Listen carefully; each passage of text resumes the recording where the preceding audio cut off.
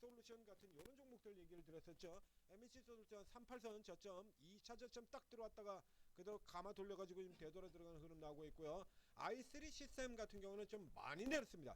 보시는 것처럼 주가가 고가에서 30% 넘게 거의 지금 반토막 넘게 깨졌죠. 상승폭의 3분의 2를 돌려서 61.8% 기존의 저 밑바닥에서 일치하는 장기 저가 밴드 연결선 여기까지 잡아 빼버렸습니다.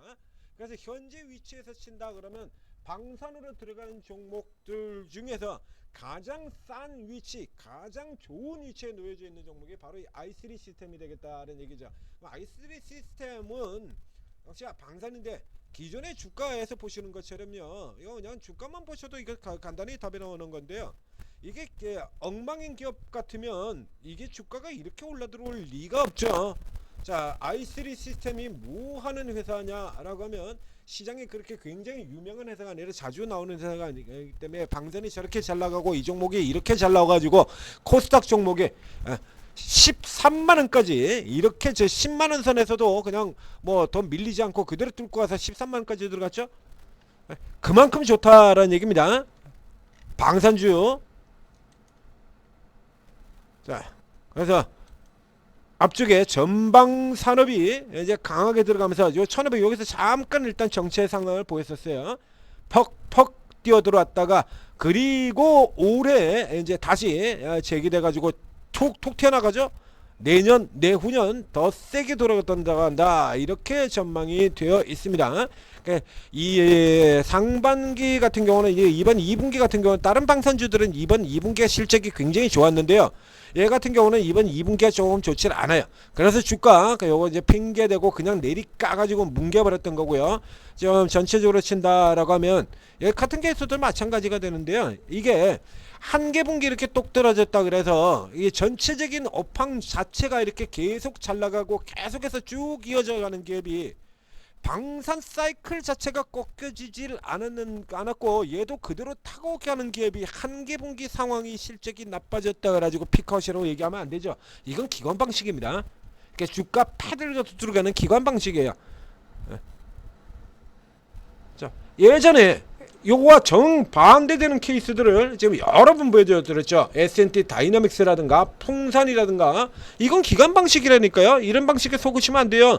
여기 같은 경우 작년도 2분기에 574억 엄청난 이익을 보여줬습니까? 굉장히 좋았으니까 이거 이보다 더 좋을 수가 없다 아니라 이건 내 종목이 아니니까요. 피크아웃 정점 찍었다는 얘기죠. 그 다음에 자연적으로 꺾일 수밖에 없다. 꺾이죠. 풍산 수없이 들었죠. 풍산 전년도하고만 대비를 합니다. 이번 실적 쇼크라고 우기고 그런 건데서 역시 마찬가지 작년 2분기에 어마어마하게 좋았어요. 1600억이었습니다. 여기하고 비교하죠. 전년 대비 42% 감소. 전분기 대비 올라온 거는 왜 생각을 안 하니? 이거. 그래서 여기 같은 경우도 보면 작년 4분기 같은 경우에 가장 나쁜 부분들을 반영을 시켰죠.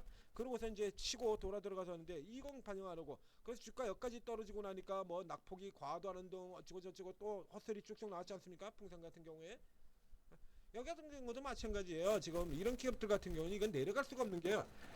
자, 조금 전에도 방금 자 이거 설명드렸고요. 이 기업에도 개요 한번 볼까요? 자, 최근에 방산주들 떨어졌을 때 현대로템이라든가 이런 거 위에서부터 고가에서 빡갔을 때 이유가 뭐였죠? 작년 11월 달에 방산주 떨어뜨렸던 이유가 뭐였습니까? 작년 11월 달에 방산주를 떨어뜨렸던 이유, 최근에 깠던 이유, 작년 11월 달에 방산주를 떨어뜨린 이유, 우크라이나 휴전, 러시아 우크라이나 휴전. 최근 같은 경우도 그거 가지고 떠들어가지고 얘들 또 장난질한다라고 얘기를 드렸었죠. 그리고 작년 11월 달에 패대기 쳤던 거는 우크라이나 쪽이 아니라 스타트는 이스라엘 하마스 이쪽의 휴전 협상 그거 가지고서 개패되게 쳤었던 거고요. 작년에 패되게 쳤었던 거고요. 우크라이나 가지고 패되게 쳤고요. 그 다음에 우크라이나 가지고 올초에 패되게 치고 그리고 이번에 또 패되게 치고 작년에는 정확하게는 작년 10월 달에 패되게 친 이쪽에는 중동 휴전 때문입니다. 이제 패되게 치는 것도 타겟 종목이 있죠. 그놈 박살내가지고 하나 개 박살내가지고 깨트리는 여기에 여기서 이렇게 깨트렸던 거 중동 휴전 우려가지고 깨트리고, 그 다음에 미국 국방예산 삭감 가지고 깨트리고요. 미국이 국방예산을 삭감한다라는 거는 방산주들한테 호재가 되지 절대로 나쁜 내용이 아닙니다. 그냥 깠죠. 그냥 계속 까버리고 이렇게 들어갔던 거예요. 그리고 그 다음에 올 초에 다시 이스라엘 휴전 가지고 까고요. 그다음에 지금 또 러시아 우크라이나 휴전 가지고 또 까고, 이런 종목들 이렇게 까왔다는 건 여러분들도 잘 아실 겁니다. 제가 분석도 여러 번 해드렸고요. 그런데 여기 종목 들어가서 보세요. 자, 이제 개별 종목으로 들어가가지고 이 내용들을 보게 되면 뭐라고 나오냐 그러면, 그래서 그거 아니다라고, 그런 거 아니다라고 계속 설명을 드렸었죠. 자, 아래 가서 보실까요? 러시아 우크라이나 전쟁, 이스라엘 하마스 전쟁으로 인한 무기 소진과 신냉전 구도, 국방력 강화가 지속되어 실적이 성장됨. 정반대 뷰죠? 네? 이거 쟤들이 얘기하고 있는 것과 정반대 뷰잖아요. 제가 이 방향으로 설명을 드렸지 않습니까? 작년도에 11월달 12월달 깨지고 올해 깨지고 그럴 때 계속 이걸로 설명을 드렸잖아요. 무기 소진이라고 하는 쪽의 포인트보다 신냉전 고대 포인트를 둔 겁니다. 그러면 이 주변에 있는 국가들 같은 경우에 전쟁이 더 다시 확대되지 않는다고 누가 보장을 해? 이스라엘이 현재는 이란만 공격을 하고 그랬었는데, 그래서 그 하마스가 결국에 살아 들어가지고 뭐 카타르라든가 아랍에미레이트든가 사우디라든가 이런 식으로 숨어 들어가가지고 거기서 활동하면 걔는 공격하지 않는다는 보장이 있습니까? 네타냐후가? 러시아가 우크라이나에 이어서 이번에 완전 러시아가 유리한 방향으로 다 마무리가 돼버리는 국면으로 들어간다라고 하면, 거기에 이어가지고 다른 국가들 또 뭐 자원 있는 국가들 같은 경우 노리고 들어가지 않는다는 보장이 있나요? 카자흐스탄이라든가 이런 데들. 그렇죠? 여기서는 정반대 얘기를 하고 있잖아요. 우리 기관들이 지금 두들겨 팼던 그 이슈하고 정반대로 얘기를 하고 있잖아요. 그러니까 이런 식으로 지금 좋은 것과 나쁜 거를 동시에 갖다 밀어놓고, 우리 기관들이 주로 그래요. 레포트에서도 그래서 예전하고 다르게 지금 같은 경우는 증권사의 레포트가 그렇게 개판이 돼버린 이유가요. 증권사 레포트가 향후 실적이 계속 지속될 것인데, 피카웃, HMM에서 그랬고 코스맥스에서 그랬고, 이 어처구니 없는 이런 소리가 나온, 이런 말도 안 되는 증권사의 리포트가 나오는 이유가 긍정적인 요소와 부정적인 요소를 동시에 제시를 하라라고 되어 있기 때문에 그래요. 업사이드, 다운사이드를 동시에 두 가지 다, 업사이드를 내겠으면 단 이런 경우에도 불구하고 리스크는 이런 리스크가 있고, 이거 굉장히 안 좋은데, 그래가지고 이 정확하게는 이제 당구 위쪽에서 개인 투자자들한테 편향되지 않은 이 공평한 이런 균형된 시각을 제시하라고 만들어놨던 이 제도가 언제나 그러죠. 우린 악용하는데 1등이지 않습니까? 저기 시골에서 돈 없는 애들, 공부하는 애들, 이런 애들도 대학에 좀 쉽게 갈 수 있게 해주겠다라고 만들었던 것이 학종인데, 그 학종이 지금 어떻게 되어 있죠? 변호사, 돈 없는 사람들도 변호사의 도움을 많이 받으려고 그러면 결국에 변호사의 숫자가 좀 더 늘어날 필요가 있다. 그래서 로스쿨을 만들었더니 그 로스쿨이 지금 어떻게 되어 있습니까? 이게 똑같은 겁니다, 여기도. 그래서 이렇게 해가지고 원래는 그런 의도로 해가지고 업사이드와 다운사이드를 동시에 다 표기를 리포트에 적시하라 라고 해놨더니, 이런 식으로 둘 다 갖다 놓고선 어떻게? 내가 살 때는 업사이드만, 네가 살 때는 다운사이드만, 이렇게 게임이 되어버린 거죠. 내가 살 때는 업사이드만. 이 종목이 바로 그런 걸 대표를 하는 종목입니다. 한 달 걸러서 피크아웃과 피크아웃 우려 불식을 계속 반복하고 있습니다. 한 달 걸러서. 그 정확하게는 지금 짝수다리인지 홀수다리인지 제가 지금 기억이 안 나는데요. 여기 직접 뒤져보세요. 자, 이게 예를 들어 가지고 홀수다리는 피크아웃이라 그러고 패고요. 짝수다리는 피크아웃 우려 불식 그러고 당기고, 홀수다리는 피크아웃이라 패고, 이걸 지금 1년 넘게 계속 반복하는 기업이 그게 이에요. 피크아웃 그리고 다시 피크아웃 불식, 피크아웃 불식, 이런 패턴으로 들어가게 될 거다라고 표시되어 있죠. 여기 i3 같은 경우도 똑같은 거예요. 그래서 이게 전방 산업자체에 문제가 없다라고 하면 이 기업이 지금 문제가 있을 성격이 전혀 아니야. 여기 내용 보면 이게 나오지 않습니까? 이렇게 해서 니들이 살 때는 우려, 그럼 내가 사면 기대. 실적이 잠깐 나빠지더라도 지들이 사고 했을 때는 일시적 실적 하회, 그리고 여러분들이 사면은 픽업. 이런 식으로 구조가 되는 겁니다.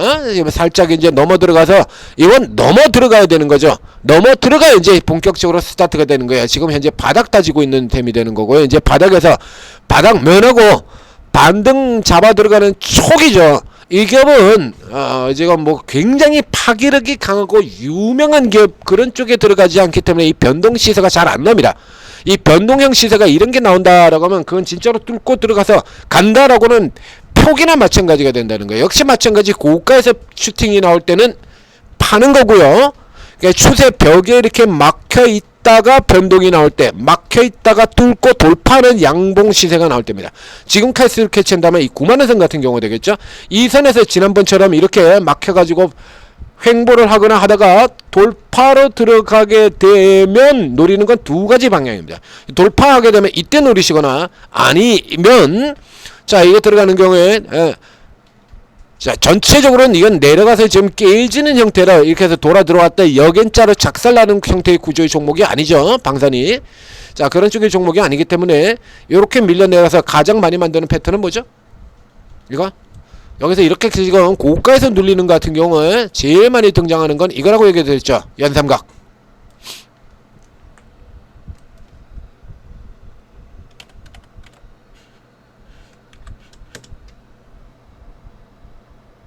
자, 넘어 들어가 보면요, 저기도 등장을 하고요, 같은 종류의 S&T 에너지에도 등장을 하고, 여기도 있죠. 그래서 일단은 패대기를 패대기를 친 다음에 바닥 잡죠. 리버설 형태로 바닥 잡고 올라 들어갔다가 위에서 바로 막히고 지금 눌려 내려오잖아요. 요런 형태 말하는 겁니다. 이 종목 역시 마찬가지로 이 종목의 경우도 이런 형태의 패턴으로 나오게 될 가능성이 더 높답니다. 그냥 직진으로 쭉 갈 가능성보다 더 높아요. 그래서 여기 같은 경우에 자, 지금 정도에서 일단 뭐 붙이고 들어가셔도 관계없어요. 더 붙이고 들어가는데 밀려 내려오면 다시 사는 형태로 들어가시면 되는 거죠. 자, 여기서